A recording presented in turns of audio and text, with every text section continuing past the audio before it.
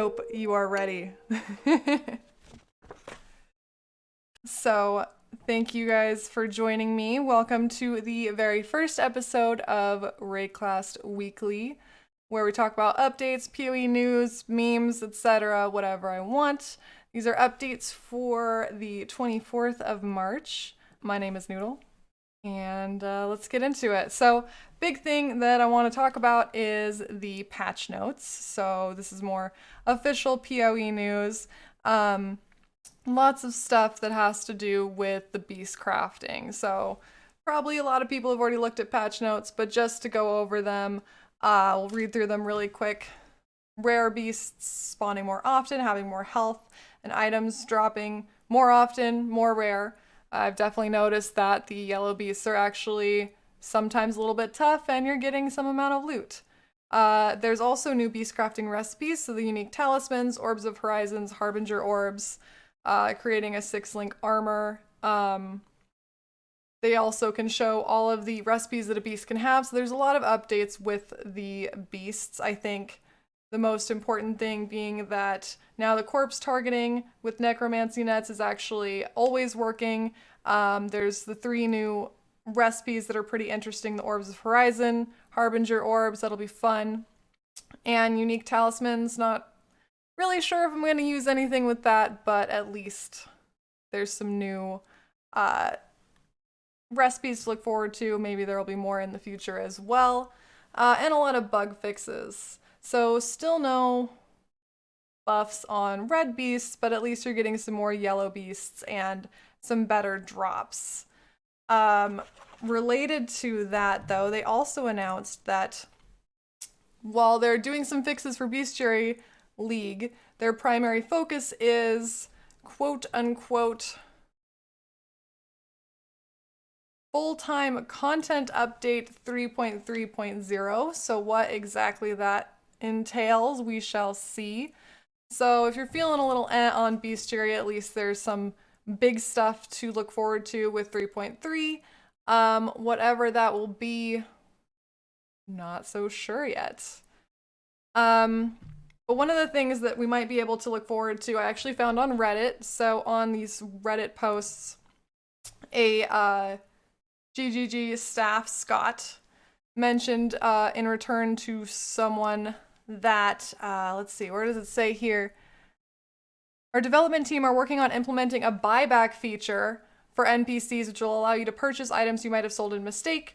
So the next time you're doing chaos recipe and accidentally sell back the chaos you just made, maybe you'll be able to buy it back. That would be pretty cool. Not exactly sure how that would work, if it's a one-to-one currency situation, like you can just give them shards, or how that's gonna work, but that's pretty interesting.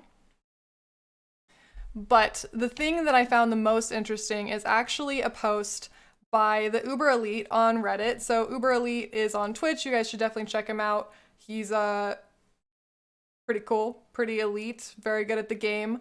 So he posted on Reddit about this, basically using the atlas as a compass to determine where to find different crafting bases. So things like marble amulets, crystal belts, steel rings, opal rings. There's actually certain locations where you can find these items. And that's actually what I was trying to do earlier. I was trying to test this out, see if I could find any of these in the maps as he indicated them. I wasn't able to, but we shall see. So here's what TheUberElite mapped out in Paint. So you can see there's a few kind of more generalized area, like cones. So for bone helmets, crystal belts, vanguard belts, also bone helmets down here. Little bit more restricted for things like the marble amulets, opal rings, steel rings, blue pearl amulets. So I was just running a few villa to see if I could get any steel rings, and arsenals to see if I could get any opal rings. Didn't get any, but definitely something that I'm going to be testing out to see if this seems true. If so, that's really going to help, you know, determine which maps you actually want to do if you're trying to get a specific crafting base. Like for me, I'd really like to get some opal rings. So I'm going to be testing this out. I had no idea. I thought that was crazy when I saw it on Reddit. Definitely not something that I've heard about before, so we'll test it out and see how that goes. Uh, in kind of more not really news, nobody really cares, there's the Sea Witch armor set. If you want to look like the unloved child of Merville, a piece of floating coral, maybe some spiky plastic garbage, you know, now you can. I'm not sure what happened here. It's apparently supposed to look like an anglerfish. It doesn't.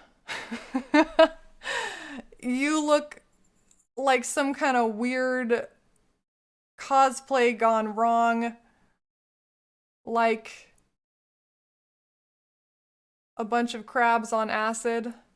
I don't know exactly what they're doing with that, but I'm not a huge fan. But who knows? Maybe some other people are into looking like a fish with have its face cut off.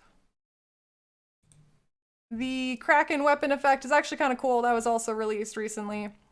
And since there is this upcoming weekend, the 27th, there's a skill effect sale. This will probably be on sale. Not totally sure. Don't want to guarantee that, but it's actually pretty cool. I see how it goes with the Sea Witch stuff. A little bit more Brine King vibes, I guess. It's not bad. I'd probably get it. Don't know what it'd go with. I guess I could be a sea bitch. Also some other, not really news, but probably the funniest thing that I've seen in a while, I bet a lot of people have seen this, is the Zana PK video in Elder. So if anybody has not done the Elder fight, basically at the very end of the fight when Elder is about to die, Zana appears, you run over to her, she creates a bubble, your safe space, and you have to be in the bubble, otherwise everything explodes. So this video is posted on Reddit. I'll have the links to this and the TheUberElite video down below. But it's great. Here, let's just enjoy this Zana PK together. It's beautiful. So usually she stays right there, and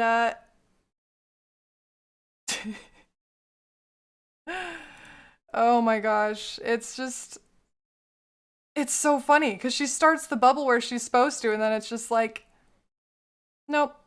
It even almost looks, if you look right here, it almost looks like the bubble was supposed to be where she normally is. But hopefully they weren't playing in hardcore because yeah, double PK. I especially love how this one guy, so she pops up, he starts running because he's like, what is going on? Yeah, come to me, exile. He's like, oh, over here, over here. Tries to get in it, still dies. Still dead. Yeah, seriously messed up. Zana, what the hell? So hopefully that was a bug and it's not gonna happen again, cause ooh. But just on a last little fun note, I found this comic on Reddit. So it's like Shaper Elder stuff. Somebody throws a net on something and Einar pops up and gets exploded by Elder. Don't we all wish that that would actually happen? You stupid beast. Stupid Elder. Stupid beast. I thought that was really cute. And also the comment, plot twist, Xana runs away. I thought that was great. Oh, one other thing, not really news, but just congrats to RaizQT for hitting level 100 in solo self-bound hardcore in the Blood Aqueducts. So everybody's favorite zone, right? So, you know, people thought he couldn't do it, but proof, it's real. Elgaso can be forever justified in his love for Blood Aqueducts. So that's pretty cool. Congrats to him on getting to 100 in solo self-bound hardcore, by the way. I never want to do that, but I'm glad somebody did. Anyway, that's all I've got for right now. Thank you guys for joining me for our first episode of Wraeclast Weekly. And stay sane, exiles. Talk back to you. Say it like that. If I hate you, then find someone new. Baby, but you